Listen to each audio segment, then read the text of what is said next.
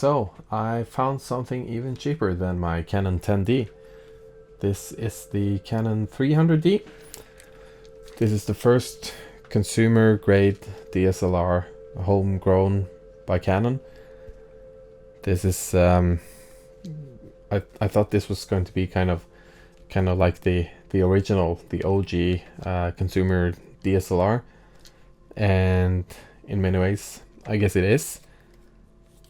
I've always been curious how good or bad this camera is, and in this video we're gonna go through my initial first impressions after taking it out for a couple of photo walks and testing it out for myself, seeing what it can do and what it can absolutely not do.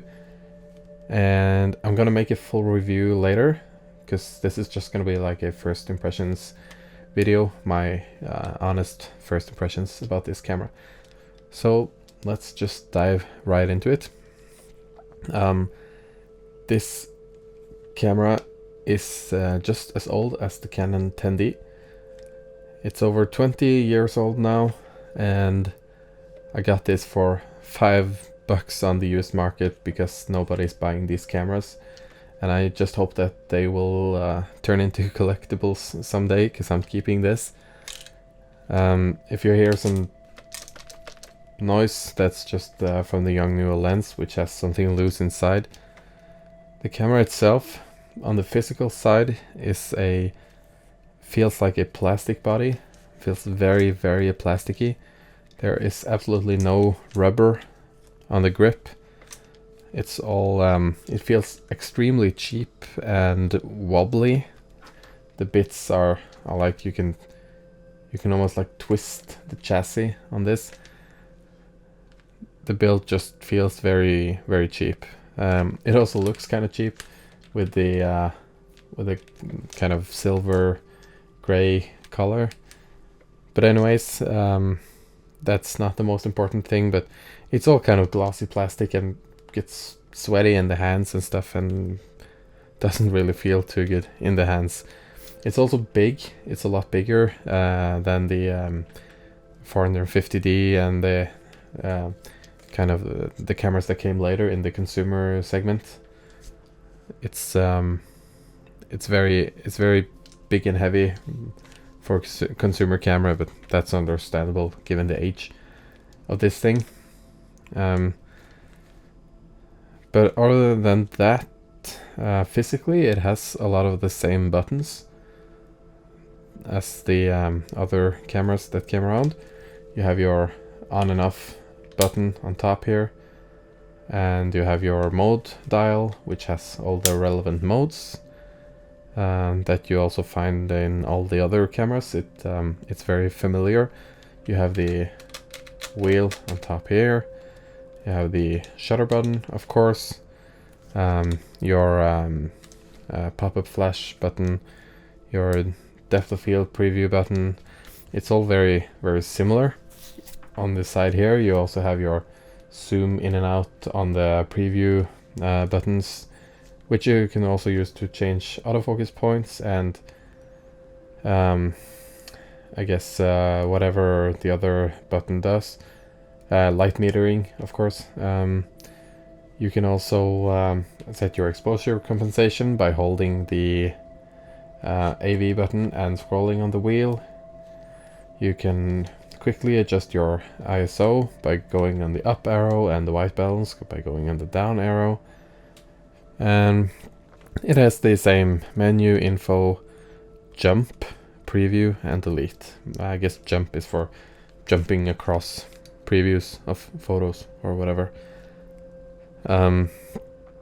So physically it's kind of similar, familiar stuff. Nothing too crazy here. Nothing that they kind of just went totally away from in the later models. So on the physical side, apart from the feeling of cheapness, I guess it's pretty good. Not much to say about that.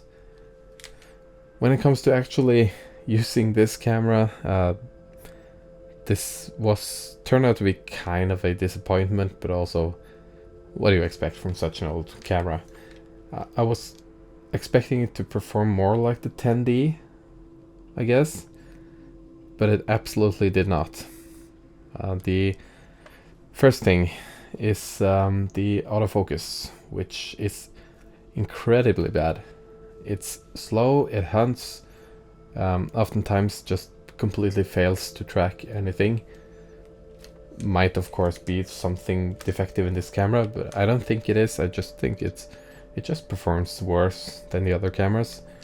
Of course, autofocus can be dependent on the lens, but this lens works fine on the 10D, so it shouldn't be the lens. It just isn't a very good autofocus system. Just very slow, very bad. Low light, it just misses completely, and I had a hard time focusing. Also, when it comes to focusing, I still haven't figured out if it's possible to move away from continuous autofocus. I didn't manage to get any sort of single shot autofocus, which means that unless this camera finds something to lock onto focusing, you're not gonna get permission from the camera to take a photo. So you might be pushing half down the shutter trying to find focus, and when you actually push down, nothing happens. And as a side note on that, this camera is very slow on the processing side, both when it comes to processing images before you can preview them. Might take up to 5 or 10 seconds before you can watch them on the screen, especially with RAW and high ISO settings. But also when you're doing stuff, you're focusing, doing stuff on the camera, maybe it's processing an old photo. I just experienced several times that when you press the shutter button, it takes up to a second before the photo actually gets taken. So there's a very long delay sometimes from pushing the button to the photo going off. And that can be an issue, of course. It's also not very quick on the burst side, and the buffer is extremely small. All these technical details, I guess I will bring up in the full review. But if you want to check out the technical specs of this camera, you can of course go to Wikipedia to read all the boring stuff. The viewfinder is it's actually okay. It's not the worst viewfinder I've seen. That's feels very similar to the 10D viewfinder, so decent. The screen, of course, is on the small side. You got this settings old school screen on top there, which shows your settings for the photos. Same screen that you have on the top on the 10D, and this is actually kind of useful. It shows all the relevant settings that you need to know without using a lot of battery. And the screen is, of course, the screen for previewing photos is very small, kind of useless, but it is what it is. It's an old camera, and you're not gonna rely too much on that screen, anyways. Quickly, when it comes to the image quality and stuff, it's a very low resolution, something like 6.3 megapixels or something. Same as the 10D. I was trying to figure out if it's the same sensor. I think I found out that it's the same image processor, but if it's the same sensor, I don't know. The ISO is of course very bad, a high ISO performance.